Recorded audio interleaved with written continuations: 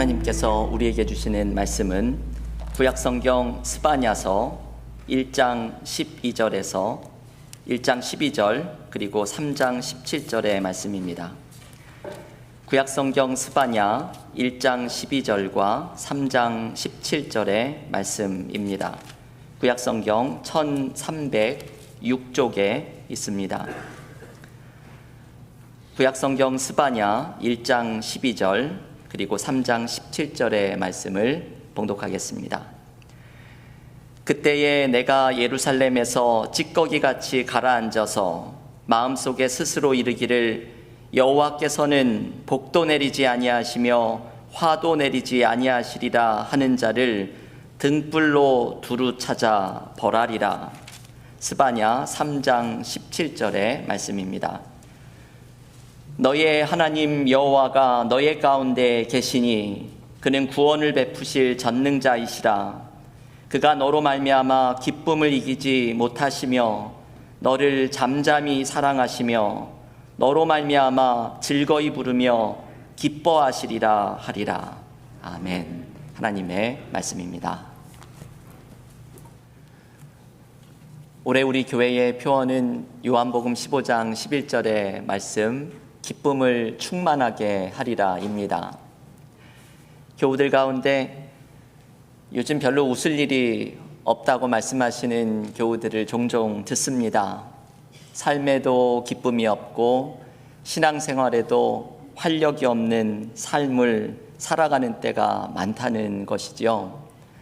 특별히 지난 2년 동안의 코로나 기간을 거치면서 우리는 더욱더 이런 모습을 갖게 되었습니다. 기쁨이 없는 우리의 삶 속에서 주님 안에서 누리는 근본적인 기쁨을 경험하고자 기쁨을 충만하게 하리라는 표어를 가지고 올해 신앙생활을 함께 하고 있습니다. 그래서 하반기 연속설교회는 성경에서 믿음의 웃음을 지은 사람들의 이야기를 묵상하면서 우리도 함께 삶 속에서 주님 안에 있는 기쁨의 웃음을 함께 지어보고자 하는 말씀을 묵상하고 있습니다. 첫 시간에는 창세기의 사라의 웃음을 함께 묵상하였고, 오늘은 구약성경 스바냐에 있는 선지자 스바냐가 웃었던 기쁨의 웃음을 함께 묵상하려고 합니다. 스바냐는 이스라엘과 주변 나라의 심판을 예언하고 있는 책입니다. 스바냐에 보면 왜 하나님께서 심판을 내리시는지 그 이유가 곳곳에서 소개가 됩니다. 이스라엘 백성들이 하나님 앞에 교만하였고 삶에서는 정의를 실천하지 않았고 하나님을 찾지도 않고 하나님을 의지하지도 않았습니다. 이러한 사람들에게 스바냐는 하나님의 심판이 임하는 여호와의 날을 선포합니다. 그런데 스바냐서에는 하나님에 대해서 대단히 중요한 이미지들이 등장을 합니다. 오늘 스바냐에 등장하는 하나님의 모습 가운데에서 두 가지의 모습을 함께 묵상하려고 합니다. 하나는 등불을 들고 찾아오시는 하나님의 모습입니다. 스바냐 1장 12절의 말씀을 다시 한번 제가 읽겠습니다. 그때에 내가 예루살렘에서 찌꺼기같이 가라앉아서 마음속에 스스로 이르기를 여호와께서는 복도 내리지 아니하시며 화도 내리지 아니하시리라 하는 자를 등불로 두루 찾아 벌하리니. 이 스바냐 1장 12절의 말씀은 제가 스바냐를 읽을 때마다 교우들과 함께 묵상하는, 자주 묵상을 하는 말씀입니다. 하나님께서는 이스라엘 백성들을 찌꺼기같이 가라앉아 있는 사람들이라고 말씀합니다. 마치 포도주를 만드는 포도주 통 안에 이게 너무 낡아가지고 포도주의 찌꺼기들이 바닥에 가라앉아 찐득찐득하게 엉켜있는 모습입니다. 이 찌꺼기들이 그 어두운 틀 안에 너무 오래 붙어 있어서 이제는 바닥에서 그것을 떼어내기도 어려운 상황입니다. 포도주통 바닥에 찐득찐득하게 붙어있는 찌꺼기들, 하나님은 이것이 바로 이스라엘의 모습이라고 말씀합니다. 그리고 스바냐서는 이것이 바로 우리들의 모습은 아니겠느냐고 말을 합니다. 우리들에게도 찌꺼기같이 가라앉아서 떼어내기 어려운 모습들이 있습니다. 죄의 문제가 너무나 굳어서 하나님이 기뻐하시지 않는 것인지를 알면서도 이제는 더 이상 그 모습에 둔감해버린 우리들의 모습을 가지고 있습니다. 그리스도인이라고 이야기하지만 이 신앙생활은 매너리즘에 빠져서 습관적인 신앙생활이 되어버리기도 합니다. 그리고 이것이 지속되면서 신앙인이라고 자부하지만 실제로는 하나님에 대한 믿음과 신뢰가 약해져 버린 모습 또한 발견합니다. 지금 읽었던 스바냐 1장 12절에는 이 찌꺼기같이 가라앉은 사람들이 이렇게 외칩니다. 여호와께서는 복도 내리지 아니하시며 화도 내리지 아니하시리라. 여러분, 이 말이 무슨 뜻일까요? 하나님은 복도 내리지 아니하시고 화도 내리지 아니하시리라. 하나님이 내 삶에 하실 수 있는 것은 없다는 것이지요. 하나님은 나와는 별로 관계가 없는 분처럼 되어버렸습니다. 신학자들은 이런 말을 하는 사람들을 실제적인 무신론자, practical atheist라고 부릅니다.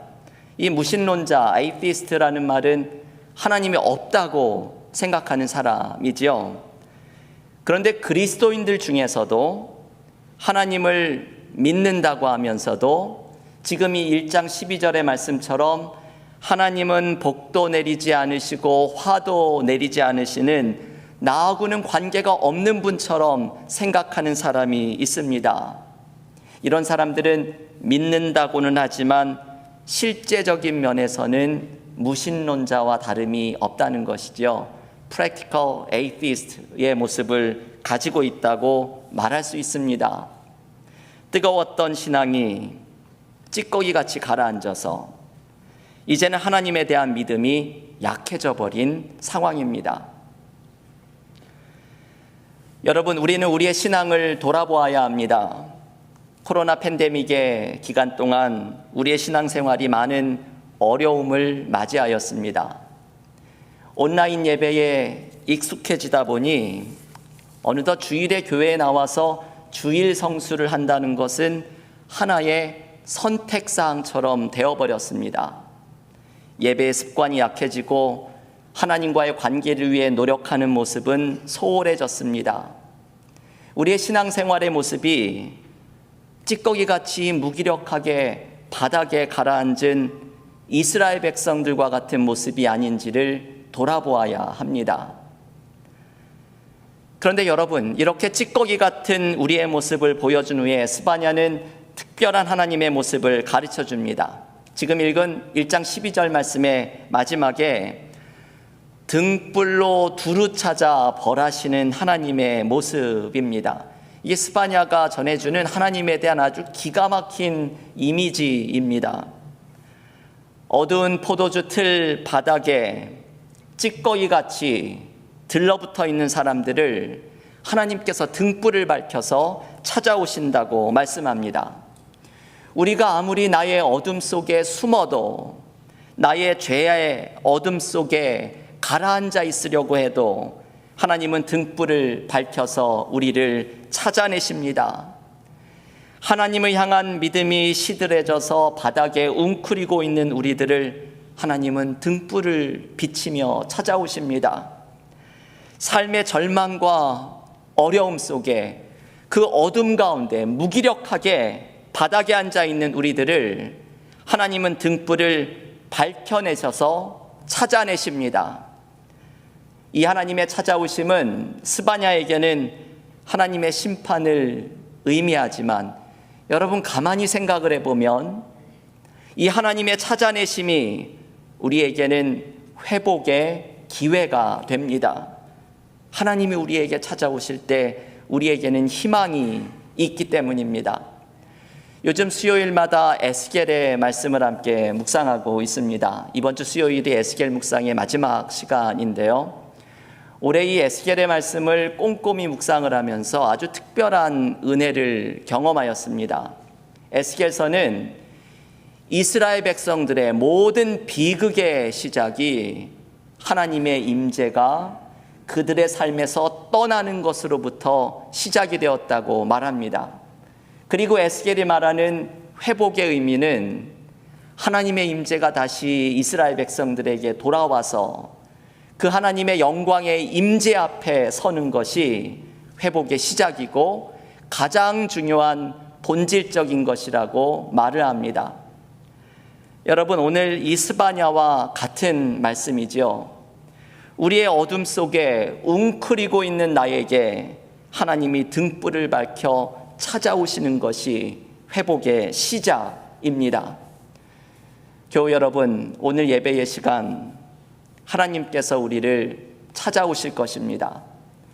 우리는 삶에서 무기력하게 밑바닥에 가라앉아 있을지 몰라도 하나님은 등불을 들고 우리를 찾아내실 것입니다. 이 하나님의 찾아내심이 우리의 희망입니다. 우리를 찾아내신 살아계신 하나님의 임재 앞에서 우리는 회복되고 치유됩니다. 희망을 발견합니다.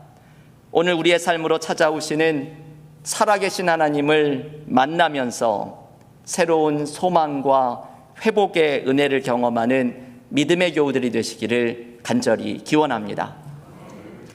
그러면 여러분, 하나님께서 우리를 찾아내실 때 우리는 무엇을 하나님으로부터 경험하게 될까요? 하나님이 우리를 찾아내실 때 우리는 하나님의 엄청난 기쁨을 경험하게 됩니다. 하나님의 기쁨을 우리가 오늘 함께 읽었던 스바냐 3장 17절이 노래합니다. 여러분, 이 말씀을 한 목소리로 같이 읽을 텐데요. 주보 앞에도 있는 요절의 말씀, 스바냐 3장 17절 한 목소리로 함께 읽겠습니다. 너의 하나님 여호와가 너의 가운데 계시니 그는 구원을 베푸실 전능자이시라. 그가 너로 말미암아 기쁨을 이기지 못하시며 너를 잠잠히 사랑하시며 너로 말미암아 즐거이 부르며 기뻐하시리라 하리라. 아멘. 여러분, 이 말씀이 참 놀라운 말씀이지요. 저는 대학생 때 이 스바냐 3장 17절로 된 가사로 된 찬양을 부르면서 그 찬양을 부를 때마다 특별한 은혜를 경험했던 기억이 있습니다. 스바냐의 이 말씀 속에는 하나님의 기쁨이 담겨 있습니다. 하나님의 기쁨은 우리를 사랑하시는 것이죠.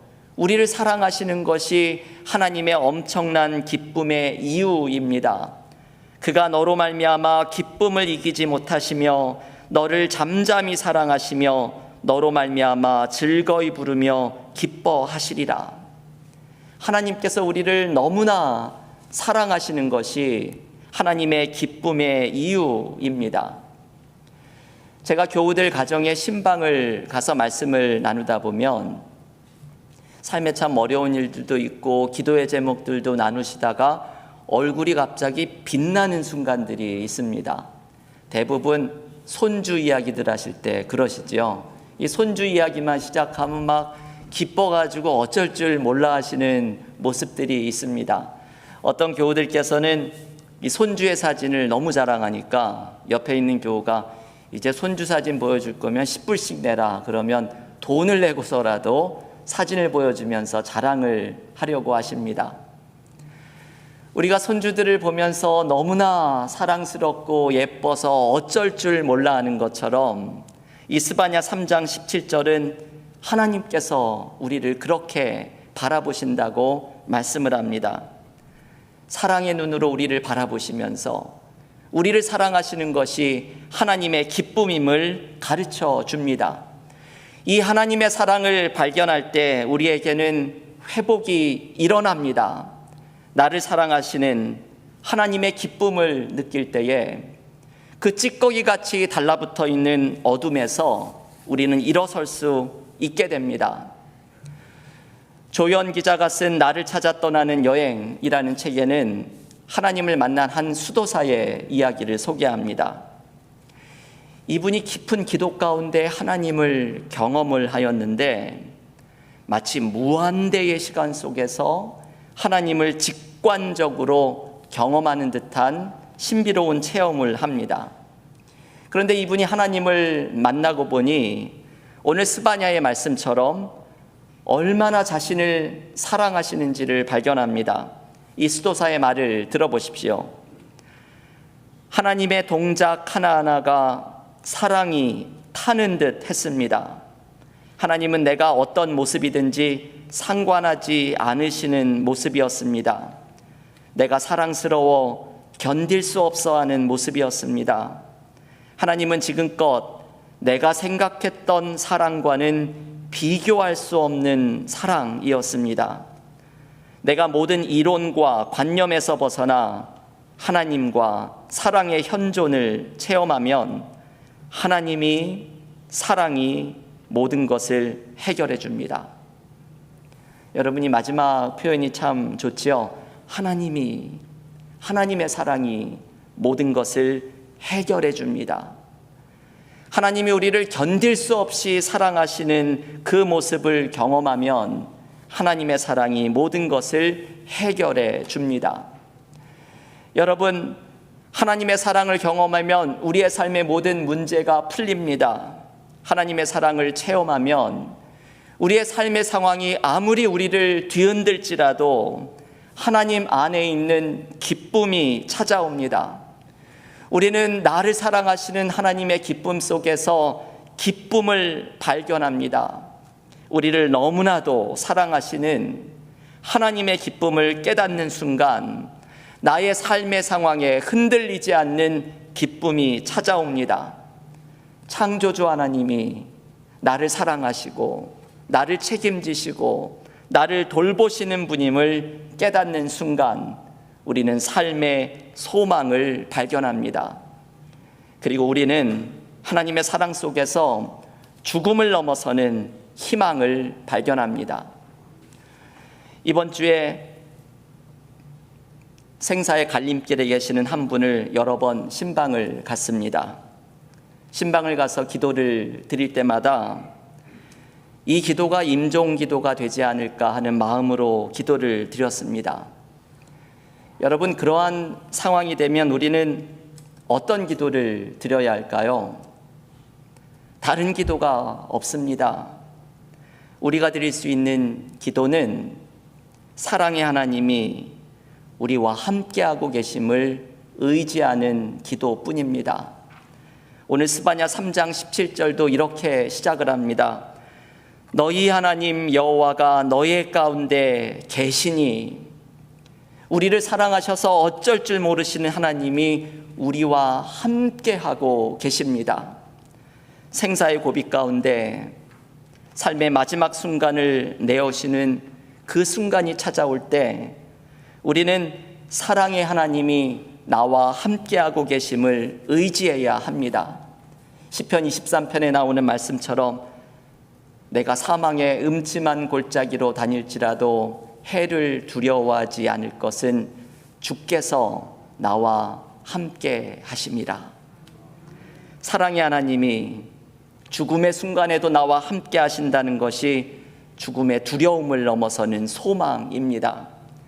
삶의 절망의 한복판에 하나님이 찾아오셔서 우리를 사랑하시는 하나님의 기쁨을 보여주시는 것을 발견하고 이 하나님과 함께할 때 우리는 삶의 소망과 회복을 경험하게 됩니다. 교우 여러분, 하나님이 우리를 사랑하십니다. 하나님께서 우리와 함께 하십니다. 하나님의 이 사랑을 느끼는 것이 기쁨을 누리는 방법입니다. 하나님의 사랑을 느끼는 것이 우리의 가라앉아버린 믿음을 다시 일으키는 방법입니다. 우리는 하나님이 우리를 얼마나 사랑하시는지 그 사랑의 임재를 느끼지 못하고 살아갈 때가 많이 있습니다. 얼마 전에 제가 올해의 문화설교로 데이비드 토로우의 월든을 나누었습니다. 그 문화설교를 준비하면서 이 월든을 읽고 이 모습처럼 살아갔던 김영권 씨의 월든처럼이라는 책을 제가 함께 읽었습니다. 그 책에서 조슈아 벨의 이야기를 보게 되었습니다. 예전에 교우들에게 제가 소개해드렸던 이야기가 그 책에 나와서 반가운 마음이 들었습니다. 2007년 1월 12일 워싱턴 포스트에서 실험을 하나 하였지요. 아주 훤칠한 끼에 꽃미남 외모를 가지고 있는 세계적인 바이올리니스트 조슈아 벨에게 그가 가지고 있는 최고의 바이올린 스트라디바리우스를 아주 시시한 악기처럼 들게 하고서 워싱턴 DC의 출근 시간 그 붐비는 지하철역에서 연주를 하게 합니다. 조슈아 벨은 헤어진 청바지에 야구 모자를 눌러쓰고 연주를 시작합니다. 불과 며칠 전에 보스턴에서 공연을 할 때 전석이 매진이 되고 평균 100불 이상 되는 비싼 값에 연주를 들어야 했던 것을 사람들이 영문도 모른 채 누구인지도 모른 채 듣게 된 것이죠. 이렇게 아무렇게나 차려입고 복잡한 지하철역에서 연주를 45분 동안 6곡을 연주하면서 총 1097명이 그 앞을 지나가게 됩니다. 그런데 그 중에서 7명만이 서서 연주를 들었고 그 중에 단 1명만이 조슈아 벨이라는 것을 알아봅니다. 그의 앞에 놓여져 있는 악기 케이스에 동전을 혹은 지폐를 건넨 사람이 27명이었는데 총 액수가 $37 17센트였습니다. 그 가운데 $20는 조슈아 벨을 알아본 그 한 사람이 낸 돈이었습니다. 워싱턴 포스트는 이 실험을 하면서 기사의 제목을 이렇게 정했습니다. 아침 식사 전에 진주들. 지금도 인터넷에 Pearls Before Breakfast라는 제목을 치면 이 조슈아 벨에 대한 실험 기사와 그 영상 클립을 보실 수가 있습니다. 저도 오늘 설교를 준비하면서 이 영상을 보았는데 사람들이 전혀 관심 없이 지나가고 어떤 사람은 아주 쿨하게 와가지고 동전 몇 개 던지고서 가는 영상이 담겨 있습니다. 여러분, 워싱턴 포스트는 이 실험의 제목을 왜 이렇게 정했을까요? 아침 식사 전에 진주들. 출근 시간에 너무 바빠서 이런 진주가 있는 것을 사람들이 못 알아보고 있다는 것을 강조하려는 것입니다. 우리의 삶에도 이미 삶 속에 이런 진주들이 있는데 너무 바빠서 혹은 삶의 문제가 너무 무겁게 느껴져서 그 여러분의 삶 속에 있는 진주들을 못 보고 있는 것을 한번 눈을 열어서 바라보라고 이런 제목의 기사를 낸 것입니다. 여러분, 우리가 놓치고 있는 진주는 무엇일까요? 이미 우리의 삶에 함께하고 있지만 우리가 놓치고 있는 가장 큰 진주는 우리를 사랑하시는 하나님께서 우리와 함께하고 계신다는 사실입니다. 하나님이 우리를 사랑하시는 것이 그분의 기쁨입니다. 하나님이 우리를 사랑하시는 기쁨 속에서 우리는 우리의 기쁨을 발견합니다. 나를 사랑하시는 하나님이 나와 함께 하신다는 사실이 우리의 소망입니다. 교우 여러분, 오늘 스바냐는 하나님의 기쁨을 노래합니다. 우리는 눈을 열어서 하나님이 우리를 사랑하시는 것이 하나님의 기쁨이심을 발견해야 합니다. 사랑의 하나님이 우리와 함께 하시고 찌꺼기같이 삶의 문제에 가라앉아 있는 우리들을 등불을 들고 찾아내셔서 우리를 사랑하시는 하나님의 기쁨이 우리를 회복함을 기대하면서 나아가야 합니다. 교우 여러분, 이 시간에 눈을 떠서 우리의 삶에 이미 함께하고 계시는 이 진주를 발견하시기를 기원합니다. 나를 사랑하시는 것이 기쁨의 이유가 되시는 하나님을 바라보면서 하나님의 사랑의 임재 속에서 우리에게도 기쁨과 충만함이 넘치는 그리스도인의 삶이 되기를 주님의 이름으로 간절히 축원합니다. 기도하겠습니다. 하나님, 우리의 삶 속에 오늘 스바냐 1장의 말씀처럼 그 어두운 삶의 구석에 용기를 잃고 삶의 문제로, 나의 죄의 문제로 하나님과의 관계는 깨어져 버린 모습 그대로 웅크리고 있는 우리들의 모습을 하나님 앞에 올려드립니다. 그런 우리들을 하나님께서 등불을 밝혀 찾아내시고 우리를 사랑해서 어쩔 줄 몰라 하시는 하나님의 기쁨을 발견하게 하시며 이 하나님의 사랑의 임재가 우리를 치유하고 회복시키며 우리의 소망이 되게 하심을 깨닫게 하시니 감사드립니다. 나가 삶에서 놓치고 있는 이 진주를 발견하며 이미 우리의 삶에 함께 하시는 하나님의 사랑의 임재 속에서 우리의 소망을 경험하며 회복의 역사를 경험하며 사랑의 하나님의 손을 붙들고 나아가는 믿음의 삶이 되게 하여 주시옵소서.